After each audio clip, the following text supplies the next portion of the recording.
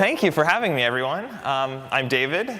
So just a little bit about me real quick. So my background is mostly as a software engineer, not a particularly amazing software engineer, but as a programmer nonetheless. And though I am CEO of Tumblr today, I try and spend most of my time building things and working with the people at Tumblr who are building things. Let me grab my remote. So my background real quick. In 2000, I dropped out of high school right after my freshman year to start building websites. I had a very cool internship that I wanted to keep doing, and spent the next few years jumping around between internships and some early jobs, mostly building websites. And in 2003, I took off to Tokyo for a year when I realized I didn't actually need to be in any physical place to be doing this sort of software development for different people all over the world. And then in 2004, came back to the US to open up a little software development company where for about a year and a half we were building websites, a lot of YouTube clones and sort of social media things for a lot of the media companies in New York City. And then in 2006, that company, one of our little side projects was this little blogging website called Tumblr, something that I had been thinking about for a few years that started to get a little bit of traction and then turned into a project that took our full attention away, leading us to shut down this little consulting company and just focus on Tumblr full time. Today, I run Tumblr out of New York with a team of 52 people. And yeah, so let me tell you a bit about Tumblr real quick. So this thing started really as we set out to build the perfect tool for self-expression. Because even with the host of ways there are to share stuff on the internet today, there are plenty of ways to get those photos of your cat on the internet. There are plenty of ways to collect links and tweet and all of these things. But there are very few tools that let you really create something online that you're proud of. And I would just say, in the world, sort of let you create something that you're very proud of. Nobody today is proud of their Facebook page. Nobody today is, proud of most of the things that show up when people Google them. That was what Tumblr was really designed to do, to let you create something online that really represented you. So when people searched for you, when you gave people your address, when you printed your URL on your business card, that was something that really it was you, and it was stuff that you put there and stuff that you decided to share. And what Tumblr's really become, and this really kind of surprised us, this was something that we set out to build for pretty selfish reasons, something that we really just wanted to use ourselves. It started to become a home to some of the most creative people in the world, if not the most creative people in the world. And that's a big variety of types of people. So let me just pull out my notes real quick. I want to make sure I get everybody's name right.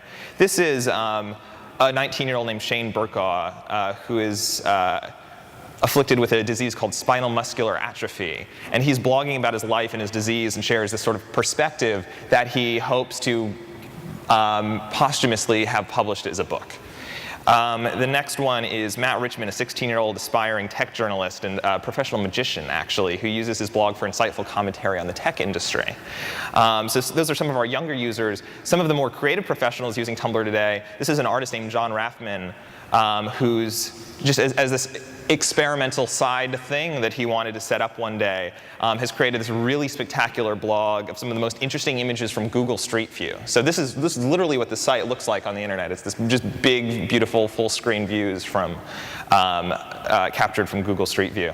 Next one is Ryan Penagos, an editorial director of Marvel, who shares everything from the behind the scenes of working at this fascinating company to the cute pet photos and things that he finds around the web. Sam, a Los Angeles-based illustrator and artist who shares his sketches on his blog. Tess Lynch, an actor in Los Angeles. Beyond that, publishers have taken to Tumblr really in fascinating ways over the last couple years. This one is CJ Shivers, a journalist who's in between, running around the world reporting on everything from wars to spectacular natural disasters. He's showing all of the things going on behind the scenes and the things that are kind of leading up to his reporting. Officials say the darndest things, which is a ProPublica blog that features some of the just most bizarre and silly things that officials say. And then The Guardian, that's doing some really spectacular things on Tumblr, and I really encourage everybody to check out. Some of the nonprofits which has been an even more recent phenomenon on Tumblr, has been absolutely spectacular to watch. Organizations like Doctors Without Borders, the Robin Hood Foundation, this is the Trevor Project, that are sharing their efforts in this really spectacular way. And getting people closer to those efforts and closer to the things that their donations are going to support than people have ever really had access to. Really pretty spectacular thing. So all of this together adds up to 30 million blogs that Tumblr hosts today. Those blogs are creating 40 million posts each day. All of those posts end up driving in 13 billion page views to Tumblr each month. And a few other interesting phenomenons we've seen. Out of all of those blogs, we've actually had, I think it's actually higher than this now. I think we're approaching 30. We've had a handful of book deals on Tumblr. And then within the community, we've had groups of users who share interests. They could be fans showing up to see the bands that they follow on Tumblr performing an event. It can be a group of writers getting together for a reading series. It can be a bunch of just people interested in the same sorts of things that happen to live in the same area and get together for these meetups. This was a phenomenon we saw in the first year of these little groups of people who were excited to meet other Tumblr users. This is now like such an explosive phenomenon on Tumblr. We built tools to help people organize this. And there are 100 meetups, 100 Tumblr meetups going on every week all over the world, more than 100. And that's not anything that we organize. We just gave them the tools to do it, and we track about 100 every week. And all this together makes us now the 24th largest site in the US.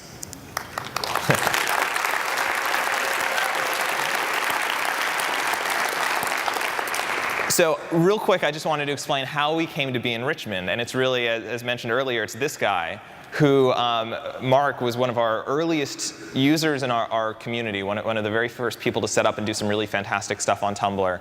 He's also just one of the dearest people that I've ever met, and ended up being our third employee very much by accident. This was just something that I realized. He actually realized before me that we needed to start having dedicated people to just helping the community, to just supporting all of these great tools that we were building and really excited about. And he started at the very beginning. He was living in Richmond and has since built out a third of our company here in Richmond that's answering 10,000 emails every week and spending hundreds of hours every week with our users supporting this product that we're just unbelievably proud of, and doing a really, really spectacular job with that. I don't think anybody has ever come away from our customer service anything less than just delighted by how lovely these guys are. So it's an amazing thing that's really come to define our company. So real credit to Mark.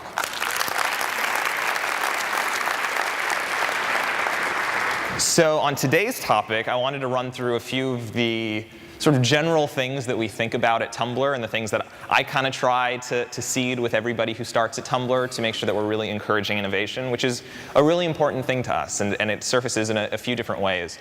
So these are, by the way, not meant to be particularly prescriptive. These are just the things that we kind of care about, and these are even things that we don't force ourselves to follow, but that we just like to constantly remind ourselves of, because they usually get us thinking in creative ways. So the first one is just to ask lots of questions. That's partly in questioning everything that we do. Why are we doing it this way versus that way? Why should we assume that the way these guys did it is actually the correct way to do it? But also just making sure that we're really thinking about these things from lots of different angles, asking as many bizarre questions about bizarre edge cases as we can to really think everything we do through in a very complete way. So just as an example, one of the places this happened very early for us, and actually wound up really wow, there's a car over there. That's pretty cool. This actually wound up really kind of informing our product.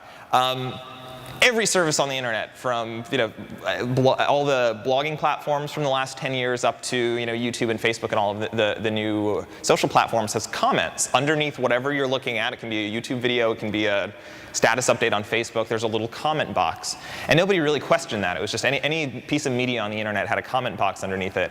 And right as we were getting to the point where we were about to bake in comments on Tumblr, we started going, comments actually have some issues, and I wonder how we can improve those. And then we started going like, man, comments can actually really suck. That they've absolutely destroyed YouTube. They made it so, destroyed you. They made it like such a miserable experience where you go there to watch your cool video, and underneath it are just like horrible, horrible hate from these like seemingly miserable teenagers from all over the world. And it made us really question, like, why do we want to do this at all? And then we said, well, actually the feedback is really a pretty cool thing. And getting feedback when you put something out there, again, this is supposed to be a platform for expression. So one of the most rewarding things in expression is having people come back and say, like, man, that really is, that's an awesome thing. I like that too. So we then stepped back and said, all right, what are interesting tools for good, positive feedback? Because comments are clearly riddled with all of these issues. And we spent a lot of time, and this has actually been a very long-running process, but it first surfaced as a feature called reblogging. Later, we added a feature called liking, and now have answers and photo replies, which are these, I won't go into great detail on them, but they're specialized tools that encourage tremendous amounts of feedback and are all really designed to be positive. So the notion is if you have something to say about something that I put up there, even if it's good, we ask you to say it on your blog. So take it and go say it on your own page. And the nice thing about that is it really raises the consideration that everybody has to put into what they say. Because you can't just drive by my blog and leave a nasty, hateful comment. Instead, if you're going to be a jerk, you're a jerk on your own page where everybody can see that you're a jerk and they can ignore you. There's a like button. There's no dislike button. You can answer people's questions. It's much harder to be a jerk when somebody's politely asking a question, and it's much easier for our system to spot when you're being a jerk in a reply to a question. So things like this that just really would not have come about. They truly would not have come about had we just said, all right, we'll build a comment tool, and what's the best comment tool that we can build? But by just constantly prodding and asking just questions that we didn't even really fully understand, and we didn't mean for them to take us anywhere, have often taken us to places that we really we're proud of, and I think really defined our product. The other thing is just not working too hard to answer all of the questions. So putting them out there, considering them as much as we can, or as much as we care to through the development process, but not going, okay, we have to understand all of these things. We have to understand how this group over here can use this feature, and we have to understand how it works in this particular edge case, and we have to perfectly understand the purpose of each feature. But just asking the questions, going through that exercise is still tremendously helpful, even if they don't yield the perfect, clear picture. We try really, really hard to work in small teams. I know it's kind of popular, at least in the startup world, to say meetings are toxic. We don't really do anything behind closed doors. We like to everybody involved and have things kind of just happen by chance, organically. I'm into that. I don't think meetings are that bad, and I really love a good brainstorm, particularly when the engineer that's about to build a feature is looking for some interesting insight on something, or the designer that's about to design a feature is looking for some insight from some people on the team who maybe, that's not their role, that's not something that they normally do, but they have some really great insight on, the way media companies are using a particular feature on Tumblr, could be using a particular feature on Tumblr. And for a designer to spend a couple hours with the guy who spends all his time with media companies using Tumblr can be a very informative process. So we do like meetings, and we do have a little bit of structure that we work with when we build products. And this is a rough idea of how that structure looks. So most of our team is engineers today. In fact, I think more than half our company is engineers. We have a design team, and then we have our product team, which is made up of a role that we call producers. And we basically assign a producer to a particular product. And we don't, sorry, I shouldn't say assign. A producer, kind of grabs the product that they want to be working on next. And there's a little bit of process and magic that goes into all of that. But generally, the producer raises their hand when there's something that they really want to dig into. And they are kind of on the hook to go and pull the designer who's best suited for that project and the engineer or engineers who are best suited for that project. So as an example, that could be a mobile engineer, that could be a couple back-end engineers, that could be one front-end engineer, one back-end engineer. And we basically pick the best people from across these teams to jump on this project for generally 2 days to 2 weeks. We try and keep our product cycles really, really short. And that little team does everything that they can to build the best feature as expediently as possible, and create something that they're really proud of and that we can all be proud of as a company. So small teams, and that process, again, not to be too prescriptive here, is one that's been working really pretty brilliantly for us so far. Another thing that's actually a really interesting part of this recipe is we let these teams work in isolation. We don't force them to, but we do generally encourage, you don't need to open up about you don't need to be completely transparent with the rest of the company as to where you are in that process. So I love to let these guys just go and noodle on stuff for a few days, for a few weeks, before I even get to see it, just so they can think totally freely. Nobody's judging them. They get to like do their best work and iterate a lot, and not be afraid to throw things out that they are maybe decided aren't very good. And that's one of the things that can happen when you're working on this stuff publicly, is you get up there at the scrum, you get up there at the daily meeting or whatever it is, and you go, I think this is what we should do, and we're going to do this, and here's the plan, and here's the everything. And then after sleeping on it, you're like, man, this just feels wrong, and I'm not sure that I'm so committed to this anymore, and maybe we'll tweak these parts of it. But because you've already kind of gotten up there and told everybody what you're doing, you feel bad waffling and kind of going, I don't feel this way anymore. By the way, that's one thing we just try and make sure nobody feels badly about, coming back and saying, I don't actually really like what we came up with yesterday, I'm going to try something different. But by letting people work in isolation, they're really, really free to do that. They can go off and do their thing, show up as the product's further along and they're ready to show the team what they've got, and really tell a story that they're proud of and totally convinced of and confident in. So that's one that I really like, that I've seen have a really pretty substantial effect on Tumblr. So the other one is throwing stuff out. So one thing that we brag about a lot is we've cut as many features from Tumblr as we've ever launched over the years. So this is the Tumblr dashboard today. This is actually the sixth iteration of the Tumblr dashboard. We've gone through a few major overhauls of Tumblr over the last 4 years. Excuse me. And it's a pretty minimal interface for what it does. I'd like to think so anyway. I hope you guys agree.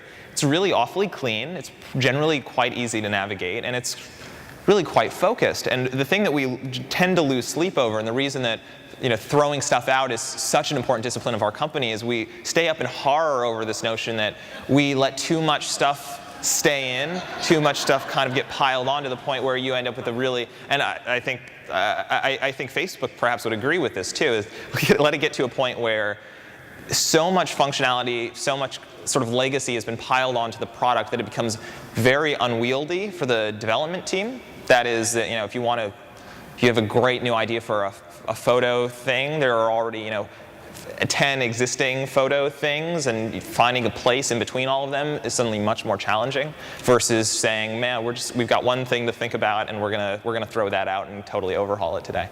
But separately, it's obviously just incredibly challenging for all of the new users and people that we want to be using Tumblr, and all of the people who are using Tumblr.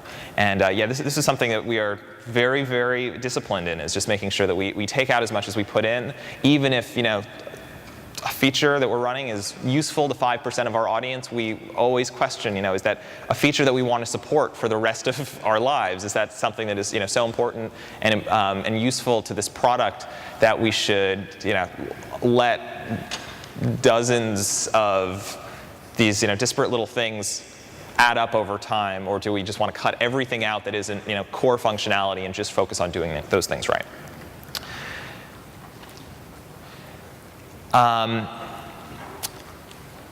This is one that's always been very important to me personally.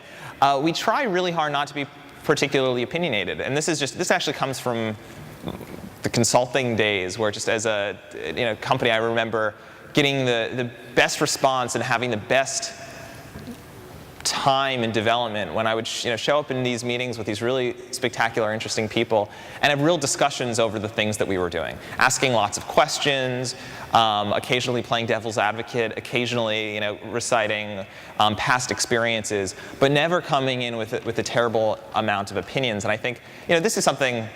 This is interestingly, I think, something that people go one way or the other on. Either they have their what do you call them?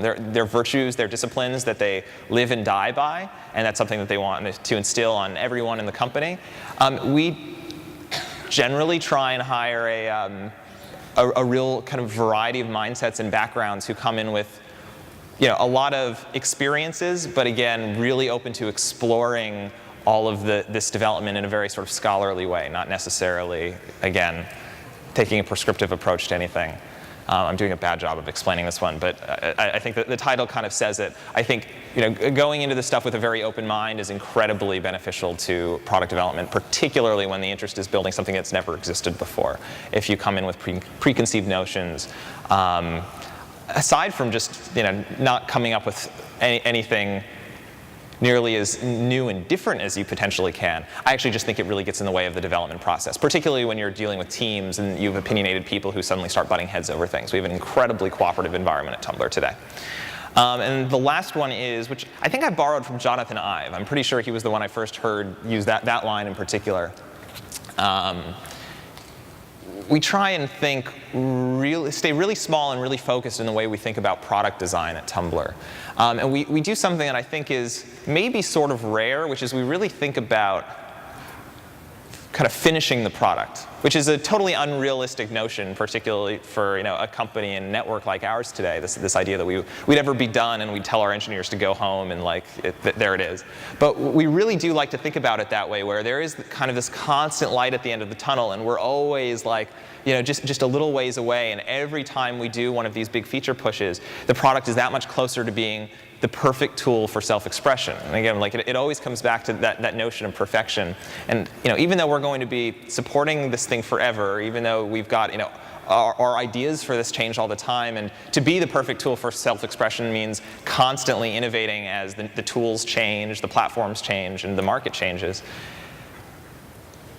Thinking about finishing it has put this spectacular perspective on product development, where forces us to go, are the things that we're building contributing to the perfect product for this? The one thing that people can buy, can use, can sign up for, whatever it is, that just does the job better than anything else. I think of the iPod, right? Just the perfect music device has kind of defined it and since completely stolen the market.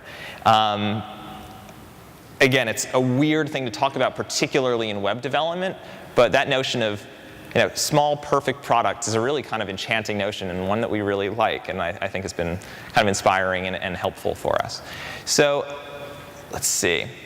This has all changed a lot. As we've gotten bigger, we've nearly quadrupled in size just this year.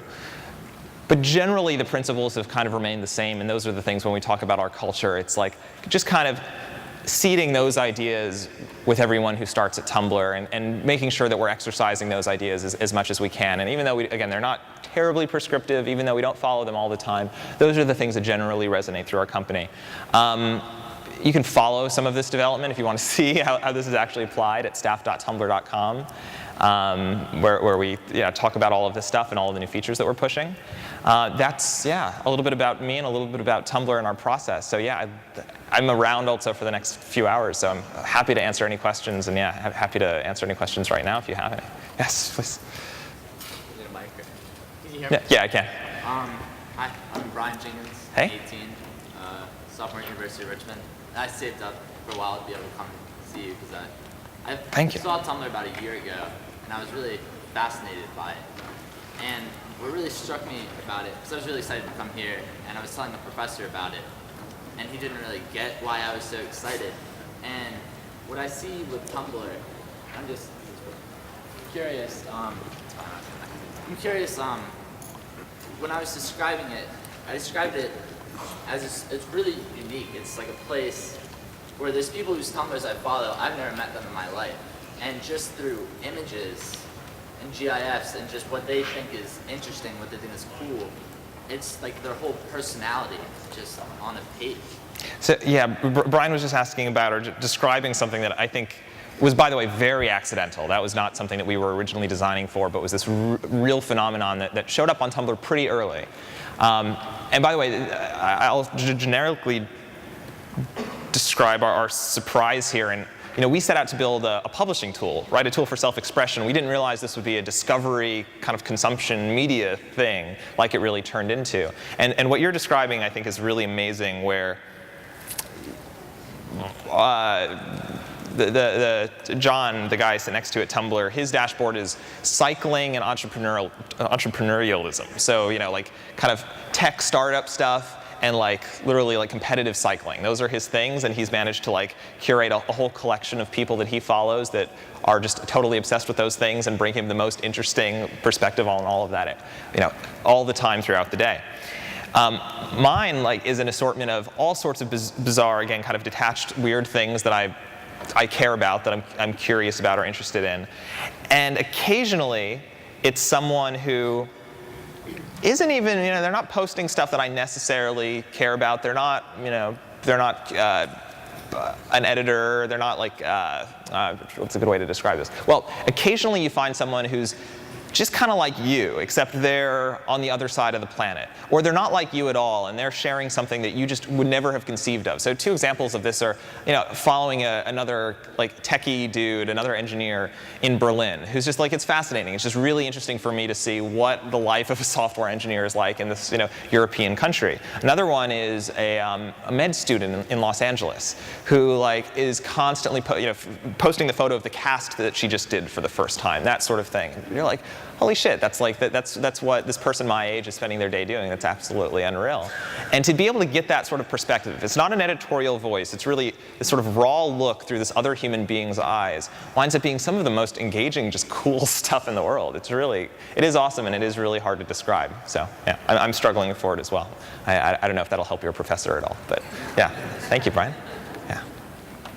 Any other questions? Yes. Hi, my name is Adalia. I'm here with the Virginia Foundation for Community College Education, and I think you'd be a great mentor for young students who are aspiring entrepreneurs. Thank you for sharing your story today. My question is about your creativity. I see you're a very creative person, and a lot of your talk today has been about the product and making a real good product and sticking to what that is. But how do you stay connected to what the customer wants, or delivering a product that customers are really going to like, as opposed to what a developer envisions? Sure. So let's see. So 2 things. The first is we really do try and build products for ourselves first. I think that's one thing that's easy to miss, but really important to appreciate.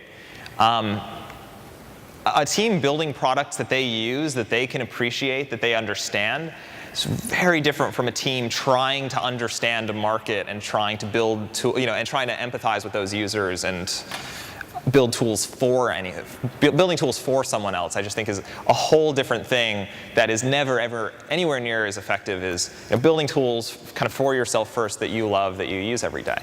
Now that said, we do have lots of sort of I don't know that we have any specific tricks, but we have a real process, I think, for kind of empathizing with our users, for looking at behavior data, for looking at the feedback that we get, and understanding what exactly it is that they're feeling, that they're experiencing, the way that they're using the tool.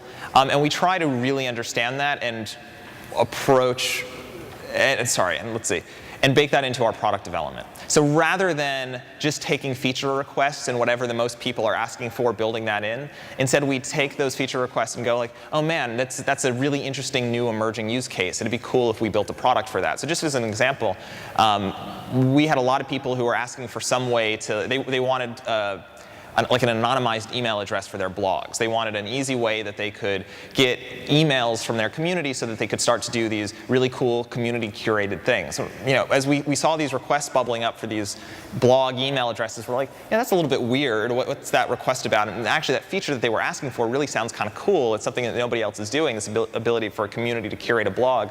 We actually built a whole other suite of tools, a submission system where your users can go in, or your readers, your blog audience, can go in, and using the same tools you do to create content on your blog, they can actually submit posts to your blog. They can upload an image, they can add a caption to it, they can tag it, do the whole thing, submit it to your blog, and then the editors of that blog get to go in and click approve, approve, approve, deny, approve, that sort of thing.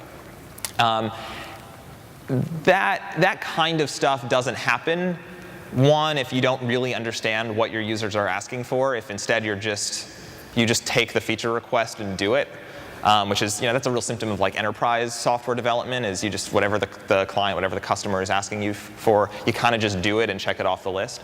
Instead, we're trying to build something that we totally understand, that we really believe in, and that we have a real vision for, and that we love to use. So we really, when we get that sort of feedback, we try and understand what's behind it, what the impetus for that particular request is. Because often users just don't know. They don't know how to describe what they're experiencing, what they want, and often they don't really know what they want. So again, it's a lot of just trying to empathize and kind of look past that email to say, okay, what's this for? And how can we make that really, really good? Also, saying no is just important sometimes. It's just going, that's just not something that we set out to do, and nothing that we think that we can do really well, and we think if we go down that path, then it'll take away from all of the other cool stuff that we've got going on over here. It was especially important because we were a team of a dozen people up until a year and a half ago, so we had to say no a lot. Yeah. Anybody else? Yeah. This may be a very strange question. And first of all, I'm a technological Luddite. I don't use Facebook, I don't use That's awesome. That's okay. My wife does more than enough for me. But one of the problems that I think we're facing in today's era is that we've all become, gotten into our little silos. And if you're a Republican, you generally watch Fox. If you're a Democrat, you generally watch MSNBC. But we've all gotten into these little opinions of ourselves, and we only talk to people who have the same voices that we have. Mm-hmm. How do you use the technology to get out of those silos and actually have people having counterpoints, so you do get other people's opinions in there, and not just, constructively? You're not just like, I told you so. I know everybody was against global warming, or et cetera, because everybody I talked to is against global warming. So I don't know where I go with this idea, but it'd be interesting to get everybody out of their little boxes that we've all become so entrenched in. So I'll go back and cite my don't be too opinionated point, and I really don't know. I think that's an incredibly hard point, and a very, very important one. I mean, it's horrifying. It's like this is the most, I don't know. I haven't been around that long, but it seems that this is perhaps one of the most polarized times in human history. That's kind of a horrifying thing, and the internet doesn't seem to really be helping that today. I think the answer is really great tools for discovery and really good tools for elevating thoughtful voices. Doesn't even necessarily need to elevate thoughtful discourse, just the most thoughtful voices. Because the truth is, there are some thoughtful Republicans and some thoughtful Democrats, and those are nice voices to hear. Even if you disagree, when it's a thoughtful voice, it's something that has much more of an impact than, again, the polarized stuff that you agree with and the polarized stuff that you disagree with. So I don't know. We definitely have some thoughts as to how we want to contribute to that particular issue. But yeah, that's a big, hard problem. I'm afraid I really don't know. By the way, on you just reminded me, this is not your point at all, but on the point of silos and spending a lot of time on the internet, the one I would really watch out for is, for young people, is Xbox Live. I don't know, a lot of people don't realize that that's perhaps they kind of pay attention to the Twitter and Facebook and the stuff going on the computer, but if you get your kid an Xbox Live headset, that's like a lost cause. That's really, really, really bad, and they're going to be exposed to many more horrible things than I think many parents realize. So. Yeah. How did that affect your residing there and your living there? How did that affect your approach to design and your professional decisions? Let's see. So I'll really quick give you guys some context. I had just had my heart broken. Vonage had just launched, so anywhere you had a high-speed internet connection, you could plug in, a 212 phone number. So I was able to take my New York phone number with me. So I'm like, all right, I got to get out of this country. I'd been with this girl for 3.5 years or something. I was devastated. I wanted to get as far away as possible. So I just turned 18 that summer. I bought a ticket, and 2 weeks later had left. Everybody I met in Japan, I met through pen pal websites. So all these people who wanted to practice their English and hang out with an American, already had lots of expat friends and into that. So I went out there to find a very funny community. But what I was really excited to find was a culture of engineering, which I absolutely found. I met some of the most brilliant engineers I've ever spent time with ever, of a few different ages.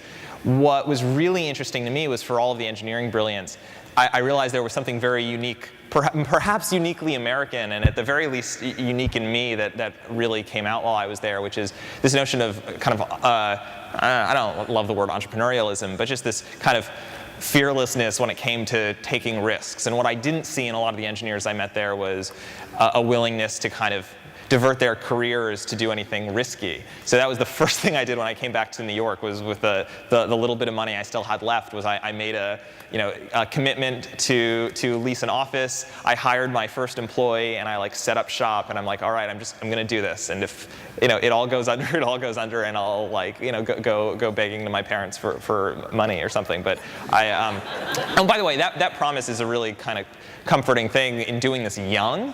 Remember, I was, again, a teenager still. So moving back in with my parents, if that was the worst thing that happened, like, my biggest fear was actually just that I would screw an employee over, that I would hire someone and not be able to pay them the next month. So that was the thing that I was most apprehensive about and that I was the most careful with.